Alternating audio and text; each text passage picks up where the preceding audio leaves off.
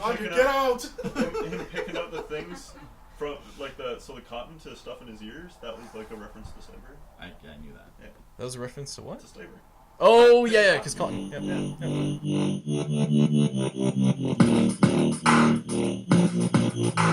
Back to another episode of Watch Culture, the show where we give you recommendations on shows you should watch.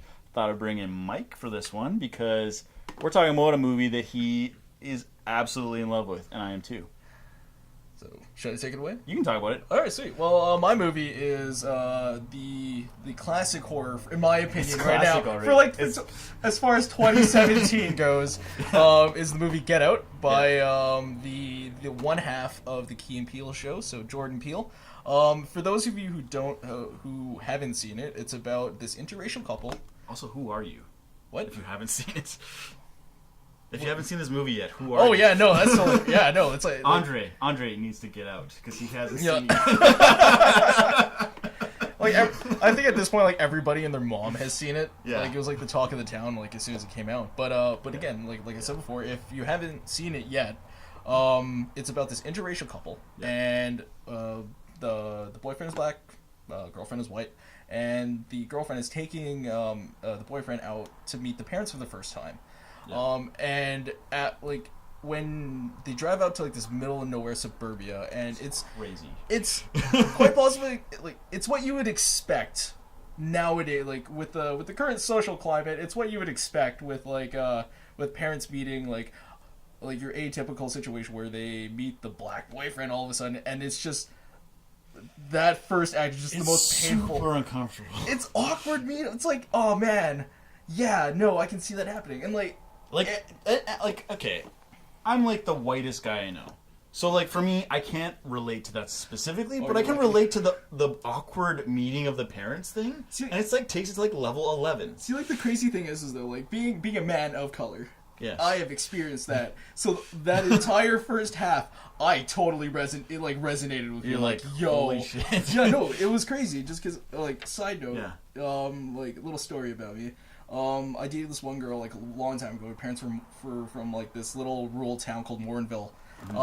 Okay, yeah. And not a whole lot of diversity. Not a whole lot going on there either. Oh, definitely not. So what happened was that I was invited out to a Christmas dinner. Yeah.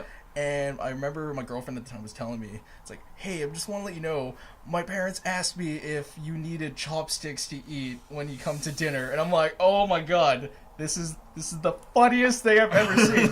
Incredibly racist, but damn, I was laughing about it. She was horrified. Yeah. But so. to kind of bring it back, like that's pretty much what the first half of the movie is, and then you begin to notice like these little strange things that are kind of the main character, like the boyfriend, like starts to pick up. Yeah. And then like without going into too much, like he starts to realize that this family, there is something really messed up with this family. Yeah. And that's where kind of things like really begin to pick. Well, and that's where it's gonna be hard for us to not spoil the movie. Yeah. But like the main theme of this movie is racism. I mean, it's pretty obvious that that's the main thing they're talking about.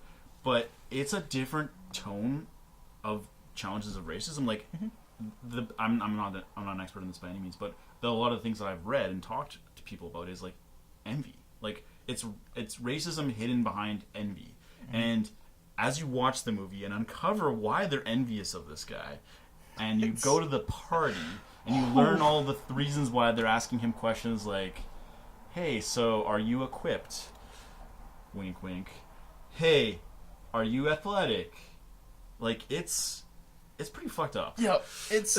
The cool thing about it, this is like minor spoiler, I guess you could say. So like like a little bit of warning before I go into it. Yeah. But it's not like racism isn't shown through characters that are just like backwoods hicks that like have the Confederate flag and like all that. No, these are these are intelligent people. Yeah, intelligent liberals, and they point that out. There's like one line in the movie where they're going, you know what, my dad would probably tell you that he'd vote for Obama a third time if he could. Yeah. And I'm just going, this is kind of we don't see that often, and I think that was.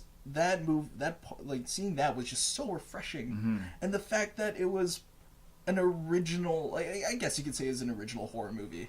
Like just all that bundled together just make for probably one of the best the film experiences I've had so far in 2017. Yeah, and he's an intelligent protagonist, so it's not like you're seeing this movie. I mean, the whole time, like, it's a great title too, because like, get out, get out, get out. Why aren't you getting out?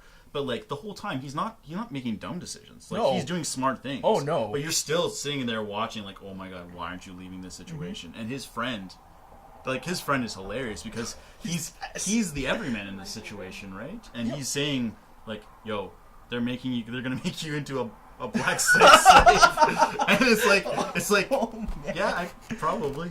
Yep. Like, why aren't you getting out of this situation? See, but the beauty of that is that, like, I can understand why he just doesn't leave. Right. Because he just thinks it's just awkward white people, trying to handle the situation.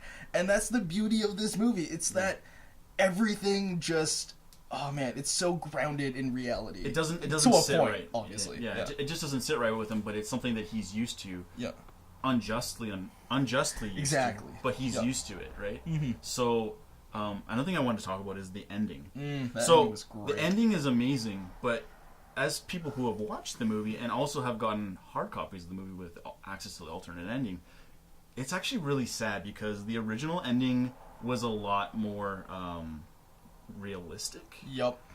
But the new ending is there because of how shitty reality is right now. Yep. So, again, without spoiling it too much, let me just say this: the movie was supposed to end on a sad note, but it ends on a positive note because of race relation issues that we're experiencing in south of the border areas. To put it simply, it's very accurate. Like, it's what this movie does is there will be moments when you actually think that the movie is going to go a certain way, and like for some of it does, but then there will be points where it'll like flip you on your head like a hairpin right. Yeah, no, it's crazy, especially with that ending. Like, I remember watching this and going, are you kidding me? Yeah. Are you kidding me right now? Like, this is happening. Oh my god, no. But then just ended off perfectly. It is a very satisfying movie. Yep, it is. It's very satisfying. It is. And I think we did a good job of not spoiling it too much. I tried so hard. Because, like, there's things we could talk about, but it'd be like... It would ruin it. It would ruin it. It's one of those movies where you don't... Like, you really gotta go in with a blank slate. Like, I remember watching this, like, the trailer for the first time, and I feel as though that trailer, like, spoiled quite a bit. Like, this is one of those things where, like, you need to go with a blank slate. And I think we did, like, a decent job of not, like, revealing too much about the movie. Mm-hmm. So that said, I think you should watch this. I don't know what you make. Oh, yeah, definitely. It's definitely... Go out and buy a copy of it, please. Like, Jordan Peele, first-time director, genius. Yep. No, it was good. What's awesome is that he's a comedy guy, and he made probably one of the best horror movies I've seen in a little while. Yeah. So this is Watch Culture. Yep.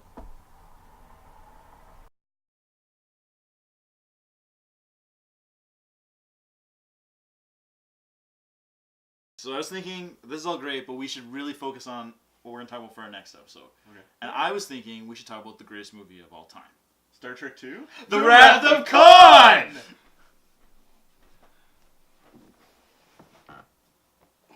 Andre, what are you doing here?